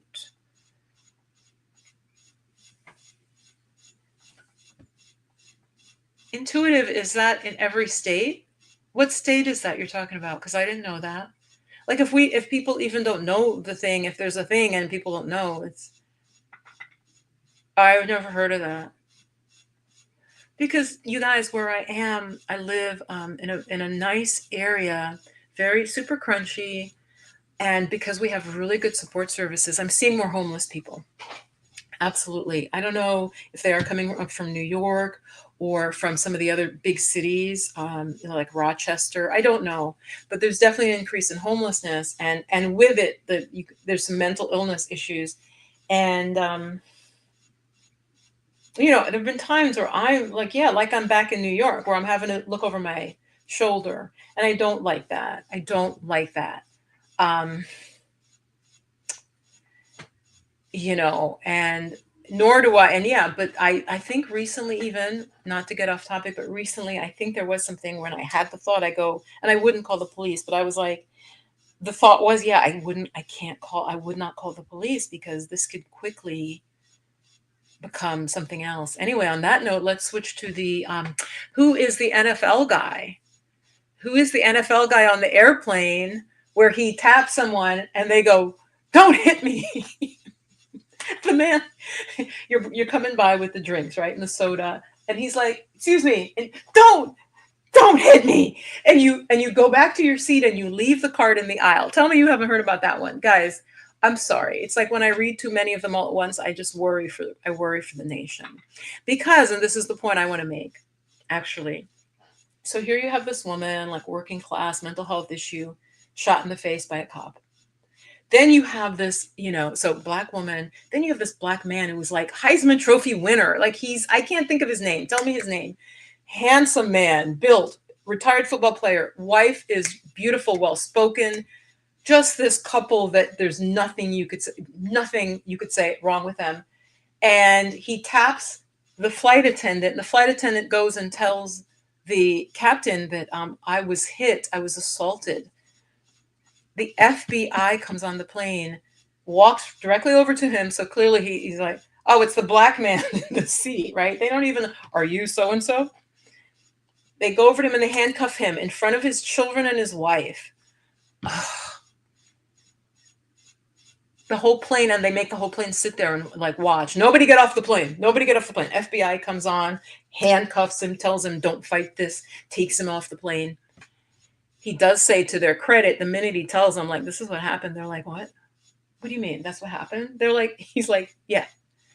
Luckily for him, as a black man, somebody else saw it. It was so minor that nobody even saw it. That's how minor it was. But one guy across from him or whatever was like, oh yeah, he just tapped the guy. And the guy like left in a huff. FBI is like, okay, sir. I hope they said, sir, uncuffed him, right? But his children watched him be taken away, their hero, right? It just made me so angry. And he's rich, and I'm glad he's rich, and he's going to get more now. So have you guys heard about that? Yeah. Attorney Crump is in. Yeah. Let me go back. National. Wait, Canada does. Oh, it is national? Okay. I did not know that. Thank you for that. So you're saying that number is national. We spend money on wars in the military. Yeah. Yeah, we do. Because we need to police the whole world. But the thing is, if we were less in the world, some of the world's business, it's, anyway, listen, we live here and I think a lot of the world knows that Americans don't necessarily sign off on what the government does. When I traveled in Europe years ago, I remember a woman saying to me, we understand that it's your government, that it's not you. We understand that it's your government, that it's not you as an American, like you individually, right? And I think as a Black person, we have that little bit of extra grace abroad. I do. You guys, let me know what you think about this, because it's almost like, yeah, we didn't think you were necessarily running the whole country. I traveled pre-Obama, right? But still, they're just like, yeah, we know it's not you. We know it's the country. Okay, so 988. We can call if we want crisis workers to come. I'm gonna Google that and just see, and if we have people in my area. It is absolutely greed. Absolutely greed. They needed me as an angel. That is really beautiful. Yeah, that just kind of made me sad. I think that's what I mean. Some people have a gift. So intuitive, if you have that strength, yeah, to do that, then that's really great that you were there. Really beautiful. Yeah, serve and protect. That's what I mean, though. I truly, and I know some Black folks would be mad at me. I don't think every cop is bad. I genuinely don't. The thing is, it's a brotherhood. It's a brotherhood. And because look at those, wasn't it? You guys help me out. I want to say it was like 3 Black cops, 1 mixed race, and they did something. And I'm like, and the one guy who joined, he said, I joined the force to improve things. The Black officer is like, my whole point was to get in the force to improve things. And he ended up, I don't know who got shot. I don't remember because there's so many. It was some horrible incident. They're all charged because somebody died, and it was like 5 of them. Some of them were Black. So, like, it was everybody. One was Asian, maybe. And he's like, people were stunned because they're like, he joined the force to help stop like brutality. And then he ended up. So there's a brotherhood. I do think when a lot of men get together, I mean, AKA military, there is something. And again, I'm really no shade to men. I do think, though, now I'm really riffing here, but I believe this is true. I wouldn't really say it. So men, a lot of testosterone. Testosterone is for the fighting, is for the conflict, right? But you put a lot of men together and you give them a certain amount of leeway, of course. Didn't we see that with that strike force that we had, which was, I think, predominantly Black officers? It was another whole thing where they were being really aggressive. They brought crime down, but they were like super, super aggressive in how they would handle things. And then they got into trouble. And I think it was a woman managing them, and she got into trouble. Anyway, all right, I have to move on from this. Let me shake it off. Yeah, they protect each other.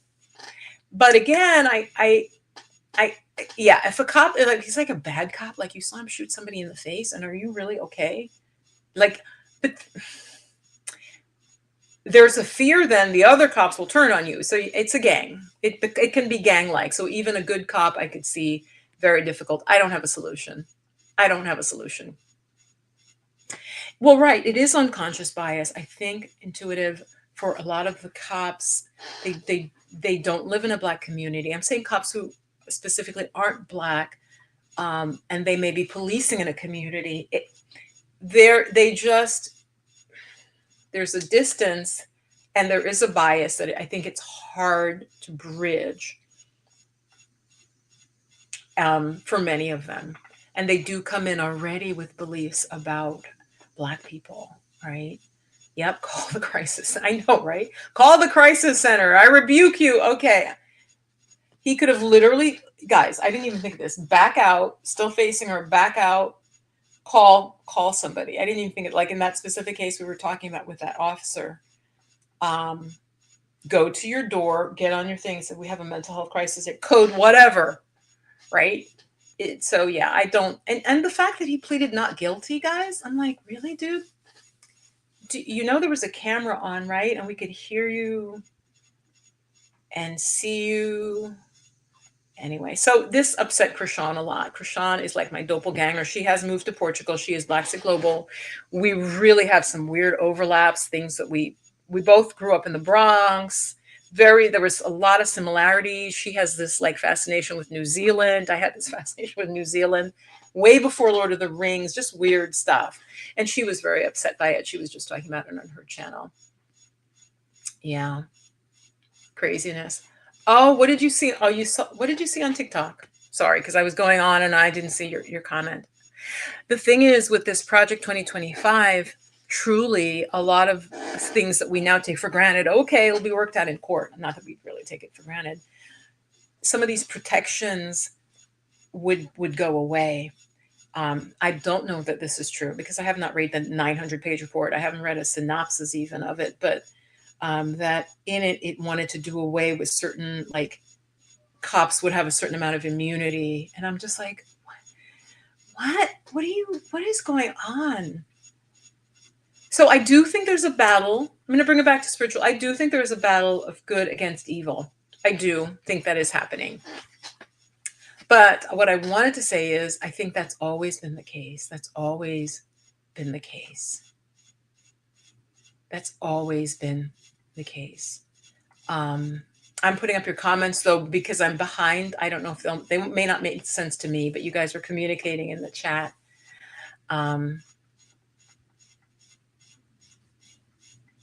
I did not know that. See, maybe they're ads on TV, but I did not know that. And oh, okay, you were a nurse. Oh wow, intuitive Tammy. Listen, I literally go like this to nurses, at the feet of nurses, because I've been with my parents. Both of them were in and out of hospital, and it was the nurses. The doctors were like, oh, okay. And they left. And it was the nurses who were like, oh, is she cold? Let me get her a blanket. How are you? You know, they would ask, you could ask them. It was the nurses. The nurses were the backbone of the hospital, the backbone of the hospital. And yes, many of the nurses are Black women, a lot of Jamaican women doing also a lot of the work in the hospitals. So, Oh, tell me what you're saying. Yeah, we have friends. Yeah, I'm not anti-cop. They're good cops. It's a very difficult job. That's what I'm saying. If you know your mental health, I'm just gonna call him this boy. If he, obviously, right, anger issues, hair trigger, 6 jobs in 4 or 5 years. Come on now. Come on now. What else did I say I would just talk about? So yeah, I guess I just needed to vent. Kamala, Trump. I still maintain there's something odd about the Trump assassination. I can't quite put a finger on it. Who was it would go? Makes you go, And I do not say false flag because that's kind of a right-wing thing. Oh, it didn't happen. But something about it, that's why I wonder why the woman director, she didn't say much. It felt like she was holding something. Like it felt like she truly is like, I'm going to go down with this. I'm not going to say it. And my friend said, well, they're still investigating and you have her in 3 days later. Come on now, give a little time. Something about it just didn't seem right, and it didn't feel right. It didn't feel authentic to me in a way that I cannot explain. I really don't think it's coming just from bias. It's coming from my sense of the candidate, my sense of, this is what I'd say. If the Democrats wanted to assassinate Trump, first of all, I just don't think, and it was an organized plan like that, I don't think they would have missed. And you would have to be an idiot to do that. And here's why I say that. If you were his political opponent, and guys, I really want to know what you think about this. When in any country around the world, when a party leader is assassinated, what happens to, or attempted assassination, what happens to that party leader? I said this in 2 videos ago. That person raises in stature. Of course, if I like so-and-so and you try to kill so-and-so, they go up into me like, oh my God, we love you, right? So I'm saying it doesn't, if you're smart, it doesn't make sense to attempt and fail, because what you've done is elevate the person. So I just wonder, I think it was almost like this counter operative thing. I don't know if the FBI director knew about it. I don't think she did, actually. And that's why I think it's really fraught for her. Looking at her face, I got the sense there was some stuff she felt she couldn't say. I think, this is what I actually think happened. I think some of the agents went rogue on her, because we know, of course, in law enforcement, there are many supporters of Trump. I believe there was a plan that she was not aware of to do this. And I'm not saying that a person wasn't killed. I literally do think that they would just consider that collateral. So I'm saying I do think it came from that side as a matter of course to elevate him. And the thing where it really struck me as false was there's an image, it's now famous, where you see Trump, he's got his fist up, guys, he's got the blood, and the American flag happens to be right behind him. And I'm like, you know when something is too perfect? You know when something was just too friggin' perfect? That's when I question it. I'm like, and who does it help? It helps him. It elevated him. That's why I think it was an inside operative job to do this. I do not think the intention was to kill him. And I think it was from a side that was pro-Trump. I do.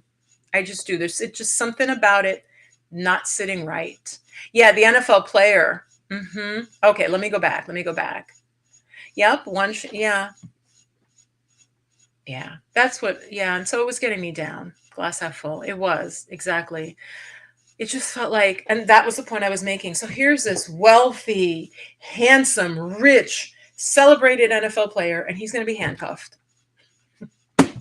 Like, how perfect do you have to be? And then this woman's like working class, mental health issues in her little apartment. Also, like she's just shot. So to, Black's the Global saying, who's president may not matter. There's like, I don't want to say filth, but there is a racism and hatred is so poisonous. And so it's just sort of woven into the fabric of the country for many people that it doesn't matter who is the president in certain respects. Her point was still that we should look at, what do we want? Yeah, what do we want? So let me read some of your. Wait, they killed this kid. Who is who is this, Intuitive Tammy? Is this a different one?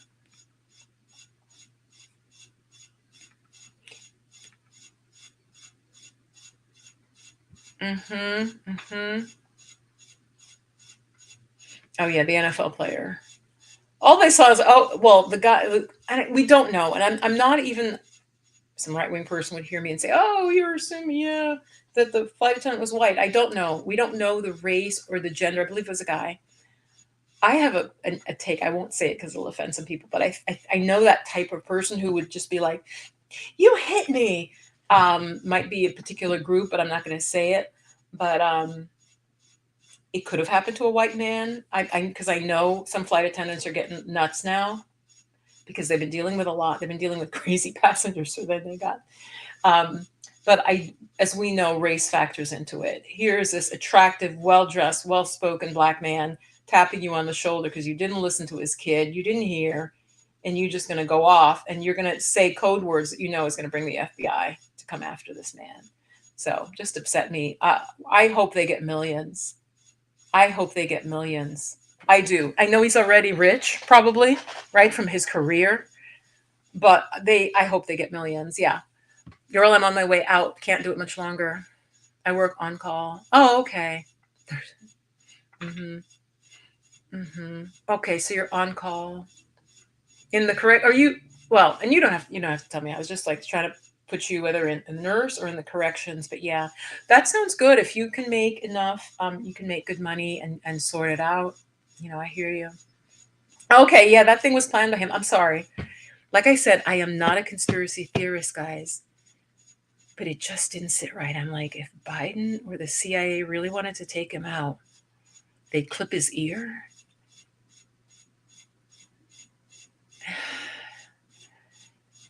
He wouldn't fail because if you failed, you knew you would elevate him. So what? It just doesn't sound right.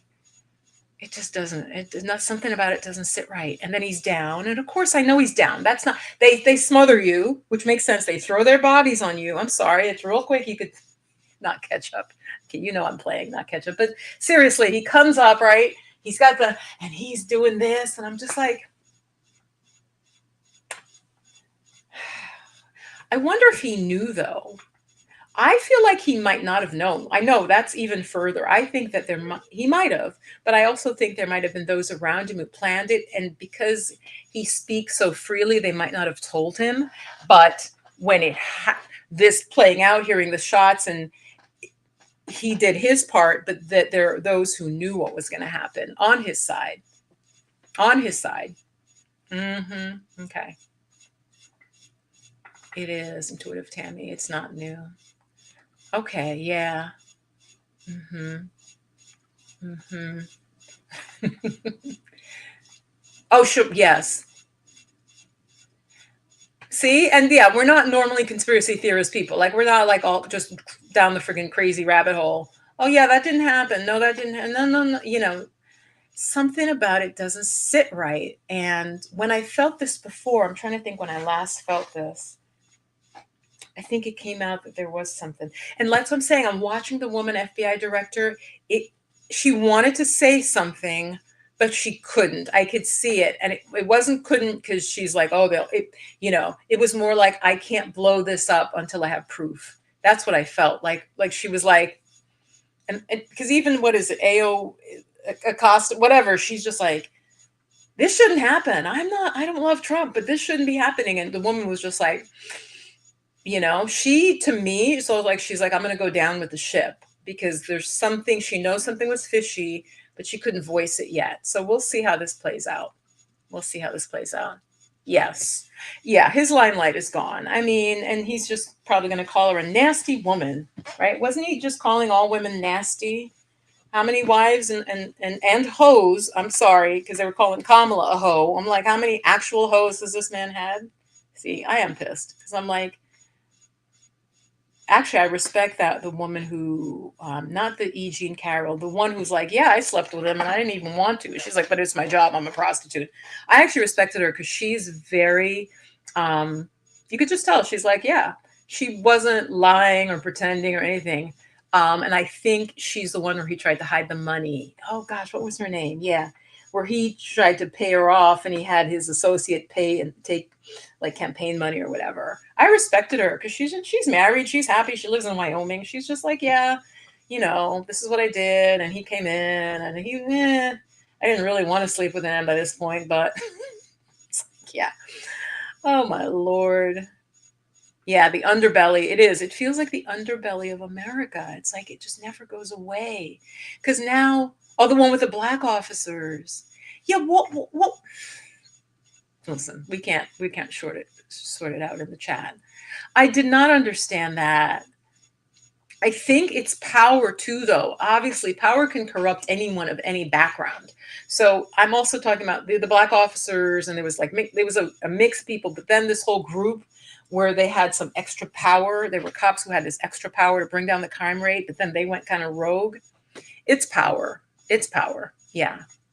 Well, I'm glad we have you as a nurse. When really, you knew intuitively, like you didn't feel it was real either?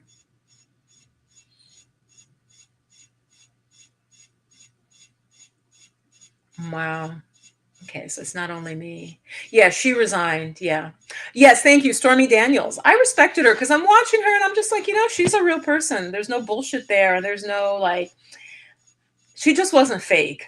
All this, and she's just like, yep, yep, I'm a prostitute or called her or whatever she called herself. She's like, yep. Mm-hmm. And she just told what happened, and she's like, yeah, it was all right. It's what I do. I was like, okay. I guess you have to be like that, right? If you're a sex worker, you have to be just like, yeah, whatever. You felt it as soon as you heard it. Yeah, because he comes up, fight, and mouthing fight. Come on now. If you were just shot. You just had a brush with death, and but he is a narcissist, guys. So maybe someone like that, seeing themselves alive, would be able to do that. Some things just felt fake. I'm sorry. I just don't believe it. I want to see how this plays out. I think we may not know the truth for like another 20 years, if then, because I think it would be volatile for the truth to come out.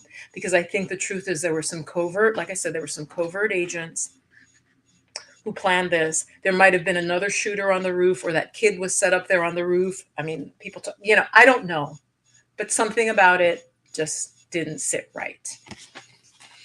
All right, shake that off. Was there anything else I wanted to talk about? Olympics, police shootings, Kamala, Trump.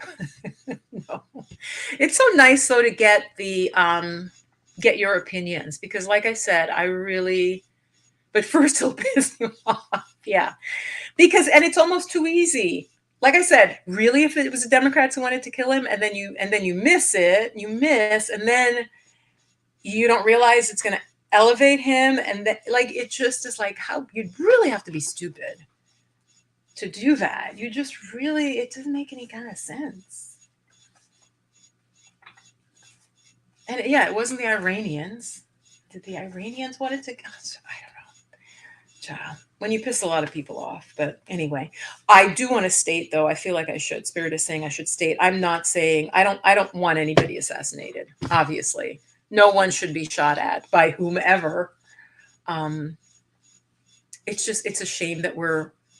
And again, not to insult banana republics, but I feel like we're really becoming like Trump stacked the Supreme Court with conservatives that most Americans did not want Roe v. Wade overturned. So they're not listening to the will of the people, right? And there are really logical reasons. You could just leave it at choice. If you are a conservative Christian, no one is forcing you to have an abortion.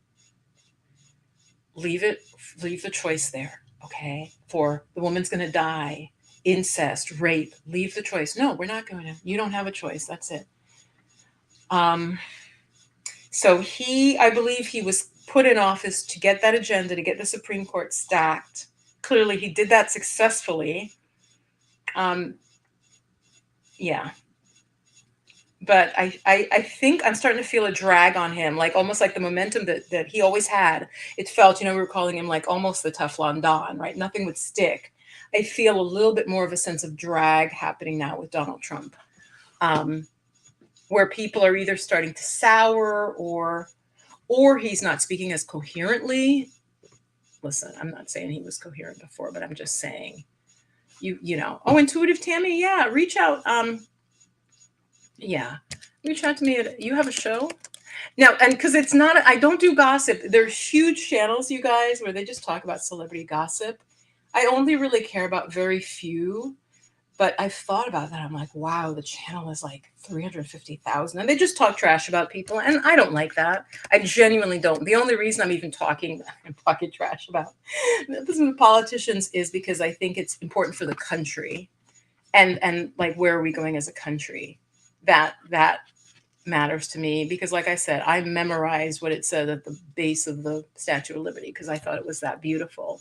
Oh, okay, absolutely. Let me put my assistant at In the Flow of Magic. Absolutely. Yeah, reach out to me there. Timing is everything. No, Kamala was ready. Come on now. She supported Biden on the front end. She was a loyal soldier, which of course the right is attacking her for, even though that's one of their things that they tout, right, is loyalty. But when it's on the other side, it's not. She was loyal. She didn't start to like, but behind the scenes, she got ready. Clearly, her people, she's like, get me ready, get me. We're going to need to think about these things if he does step down. So I admire her for that. That pragmatism. She's clearly intelligent. I don't care if she laughs funny. I think, what is it? Somebody told me VP. Was it VP? I think it was Marie Dreyfus. I don't remember her name. Where she played this geeky first woman president. I'm like, yeah, no, geek is okay, odd is okay. Yeah, she's smart, and I think she'll deal with anything that comes up. Right, America's not run by one person. Okay, how many of the Joint Chiefs of Staff? You got this advisor, you got that advisor. And also, last thing on the political front, none of the current Republicans talk about when Reagan was in office. Again, those of you who are old enough, yes, Madame President. Is it Madame President? Ronald Reagan's last term, he clearly also had dementia. It might have been worse. I honestly don't remember. I remember he gave a speech where, again, everybody was like, what? Did he make sense? Because I don't think did he make any sense? And it became public knowledge that, and they're like, no, he's fine, right? They did the same thing. They stayed behind their dude. Because like I said, one person does not run America, like at all. And it's probably not even the person we see, to be really honest, right? So when Ronald Reagan, y'all were fine. But with Biden, you've been like riding on this dementia thing they have for like 2 or 3 years. Okay, I'm not saying nothing they ever say isn't true. But what about when it was Reagan? So, Lord. And if you remember, if you're old enough like me to remember, I want to say within 2 years of him leaving office, it was clear he had dementia. They're like, oh, yeah, he's got Alzheimer's. We're like, and I'm like, Alzheimer's doesn't develop instantly. So like last year when he was in the White House, right? And they never went back. They're just like, yeah, no, he was fine in the White House. The minute he left, though, the dementia started. It's like, okay, fine. So I'm just laughing at this, you guys. Yeah, they propped up Reagan for the man he was an actor. Hello, can you, Ronald? Can you act like a president? Oh yeah, I can do that. Remember the jet black hair, and of course he can act. He can act like a president. Mm-hmm. He can act like a president. So I would love to, yes, if you interview spiritual entrepreneurs, yeah, definitely reach out to me, assistant at In the Flow of Magic. And I guess it is called Madam President, though somebody told me it was a show called VP. I don't have a television. That's why I get too much YouTube, right? Which is probably worse. And can we talk one last thing? This single women with cats, VD. I'm going to call him VD. The Vance guy. So your thing is you're just going to insult the majority of women in the country. That's going to be smart. So yeah, we didn't have children and we have cats. Some of us were the nurses, we were the teachers, we were the caregivers. And because we don't have children, or the women who can't have children, you're just gonna throw them all under the bus. And they don't have a stake in the country, he said.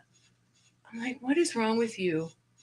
So to me, he's almost worse because you see someone who just flipped like that, who just flip-flopped.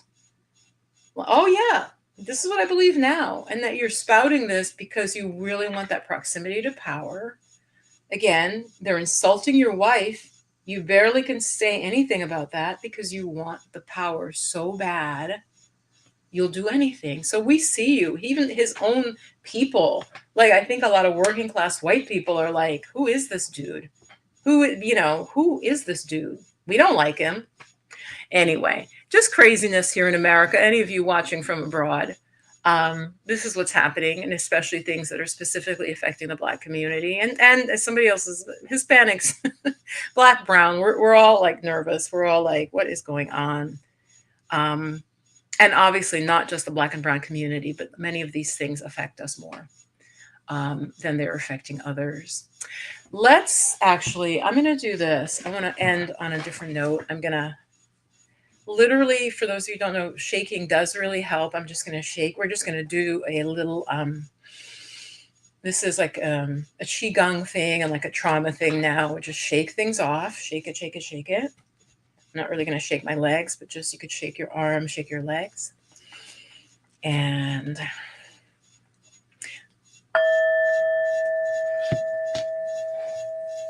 let's just take a breath together. In through the nose, out through the mouth. Again, in through the nose. Fill yourself up. Exhale through the mouth. One more time. Inhale.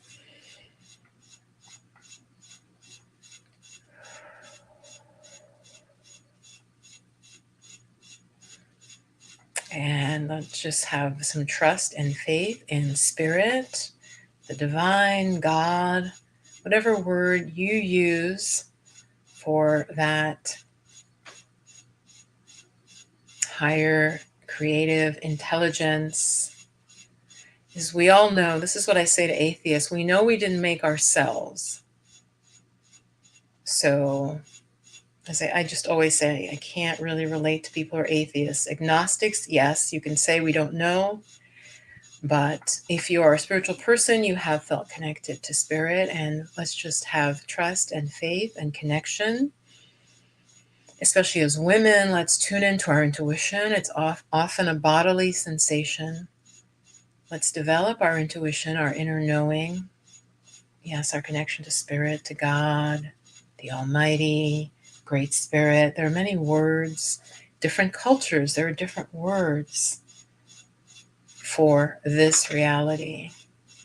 That is goodness, that is love, that is compassion. And at the same time, there does seem to be the opposite. There might be beings who do not resonate with that and might have other intentions. So I want to share with you actually a card that I pulled. Let's stay steeped in, I'll show you guys this. This is from the Isis Oracle deck. It's an Oracle deck by Alana Fairchild. I pulled recently Pyramid of Light, and what it is, it has a meditation to step your vibration. It says, step your vibration deeper into love. And the pyramid is used as a protective energy, a protective vehicle. And so this is the card I've pulled most recently for myself. And it is because it can mean and just to close this way, there can be others who may be wishing you not well. And the card says, and I just want to reiterate it too, don't be afraid. It actually says when your light is shining brightly, right?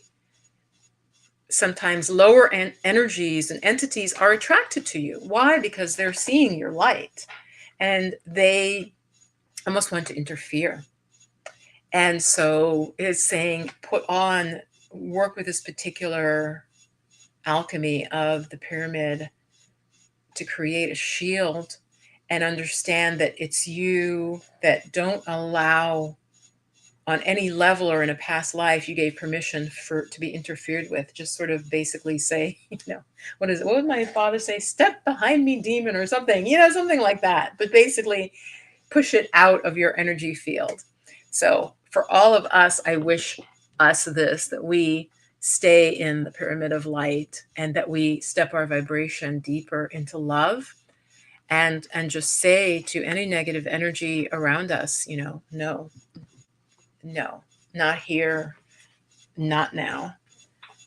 I do not, allow you to be in my energy.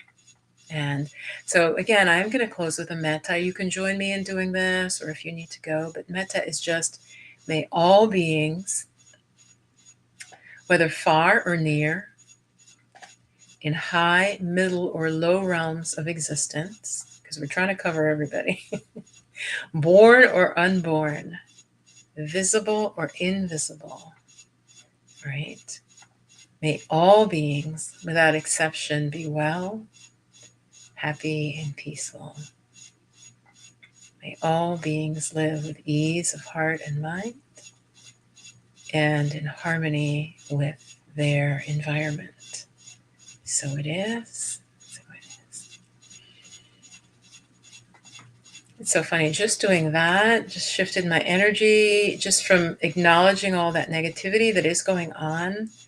I have a video, you guys. I have 3 videos on grounding, centering, and shielding in that order. Grounding yourself, centering yourself, and then shielding yourself. It's good to do before you go out to your day, especially if you do have a tough job, a toxic job. And do check out my video I just put out yesterday of the affirmations for work, for a positive work environment. Yeah, I'm still looking at they propped up Reagan because I love the propped up because you picture like they put something behind him to keep him seated. So yeah, email sent. I wanna see your channel and stuff and see more about you. Yeah, it'd be great. Yes, yes, yes. Thank you so much. And yeah, check out some of my videos. I put a lot into it. And yeah, he's propped up. There's a couple pillows behind him keeping him upright. I think Nancy was running the country. Bye for now. Mwah. Stay blissed and blessed. I'll see you again soon.